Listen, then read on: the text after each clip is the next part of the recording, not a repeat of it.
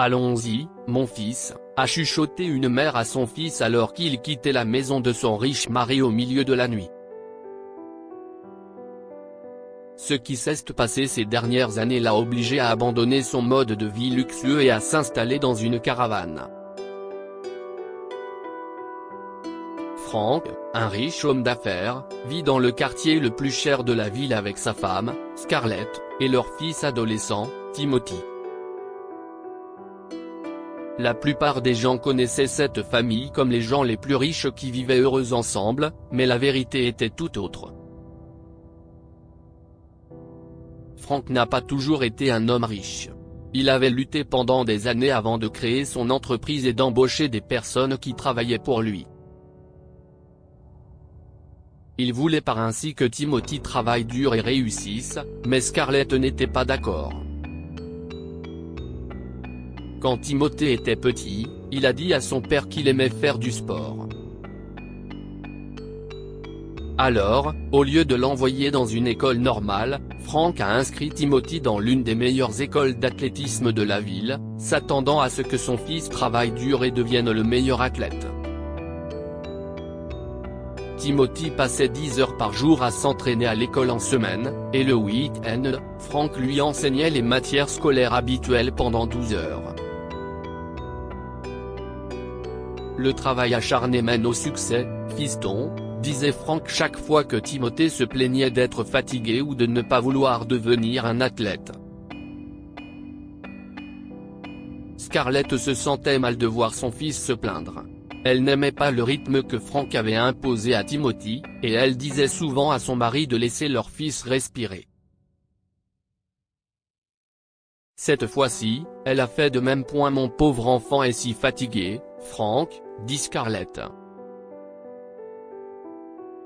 Pourquoi ne pas lui donner un jour de congé par semaine pour qu'il puisse se reposer et faire ce qu'il veut? Tu ne connais rien au travail acharné, Scarlett, a répondu Frank. Je ne veux pas que mon fils soit un homme faible. Je l'entraîne à devenir fort comme moi, et se sentir fatigué fait simplement partie du processus. Scarlett a secoué la tête en signe de désapprobation et s'est dirigée vers son côté du lit avant de fermer les yeux et de dormir.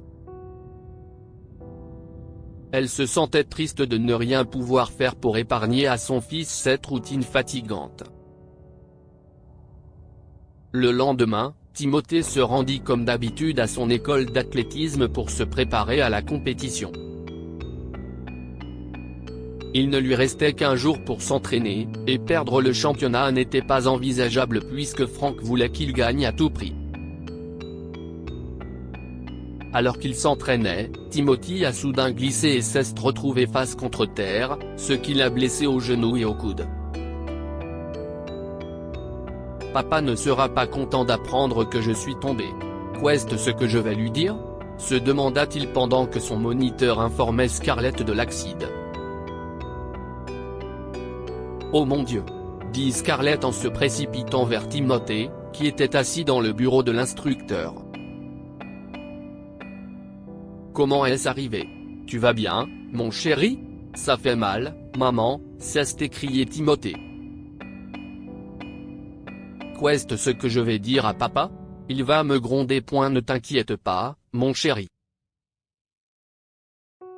Je vais m'occuper de lui, a assuré Scarlett à son fils avant qu'il ne parte pour la maison. Plus tard dans la journée, Scarlett s'est disputée avec Frank pour le convaincre de laisser son fils se reposer. Il va bien. Il n'y a pas de quoi s'inquiéter, dit Frank d'un ton sévère. Qu'est-ce ce que tu veux dire? Tu ne vois pas qu'il est blessé? Il peut à peine marcher, cria Scarlett. Si est-il un homme, d'accord? Les hommes ne pleurent pas quand ils sont blessés, dit Frank. Il participera à la compétition demain et gagnera le championnat. Laisse-le se reposer la nuit, et il sera sur pied demain matin.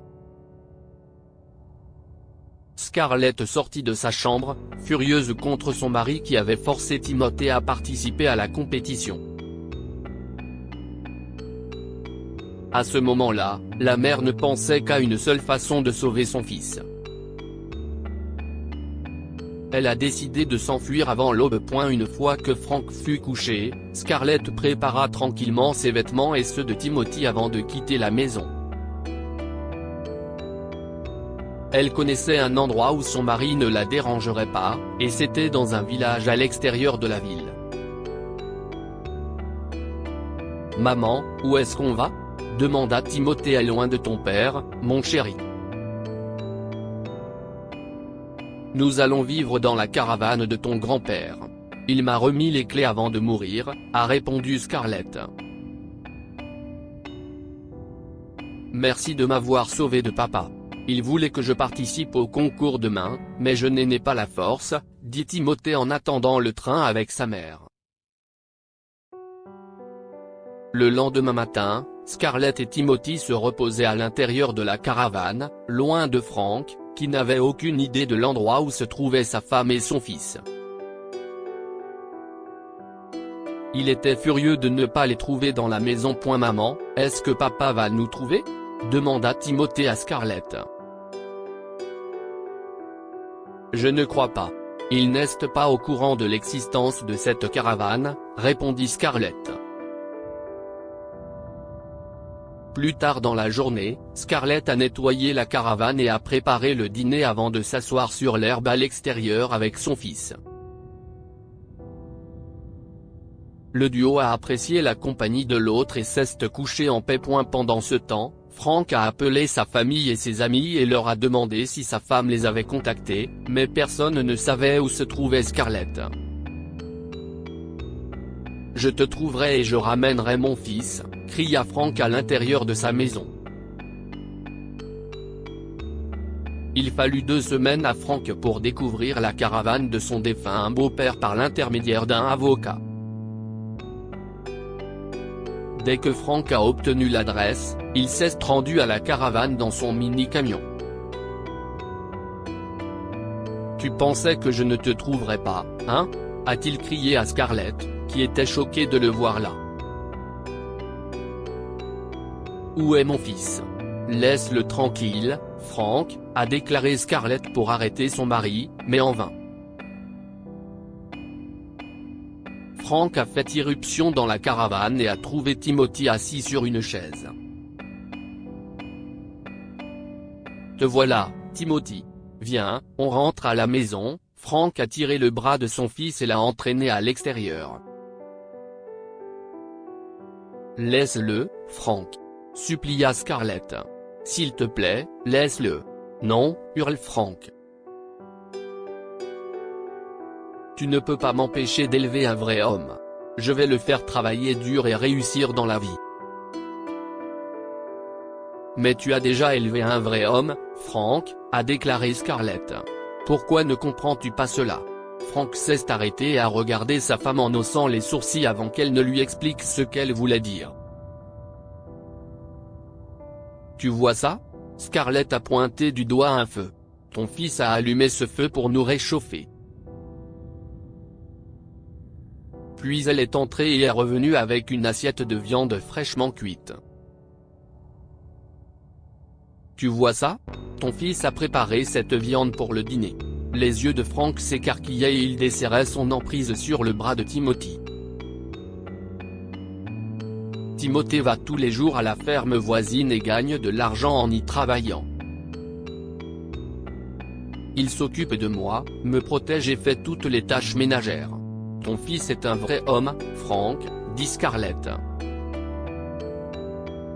Il n'a pas besoin de gagner des concours pour prouver sa valeur. Frank regarda le sol et secoua la tête. « Je suis désolé, mon fils, dit-il. Je t'ai forcé à réaliser mes rêves sans me rendre compte que tu ne voulais pas participer aux compétitions. J'ai été tellement égoïste. » Finalement, Scarlett et Timothy retournèrent chez Frank qui leur assura qu'il laisserait son fils faire ce qu'il voulait. À partir de ce jour, Frank n'a plus jamais forcé Timothy à s'entraîner pour les compétitions et l'a laissé jouer avec ses amis et faire des pauses. Que pouvons-nous apprendre de cette histoire ? Les parents doivent respecter les choix de leurs enfants. Franck ne s'est pas soucié du fait que Timothée ne voulait pas participer à la compétition. L'adolescent ne faisait qu'obéir aux ordres de son père et ne vivait pas sa vie selon ses souhaits. Cependant, Franck s'est vite rendu compte qu'il avait tort. Ne mets jamais ton enfant dans des situations difficiles. Les parents doivent veiller à ce que leurs enfants se sentent à l'aise au lieu de simplement attendre d'eux qu'ils réalisent leurs rêves. Il n'est pas sage de placer tes enfants dans des situations difficiles comme l'a fait Franck. Partagez cette histoire avec vos amis et votre famille. Elle pourrait égayer leur journée et les inspirer.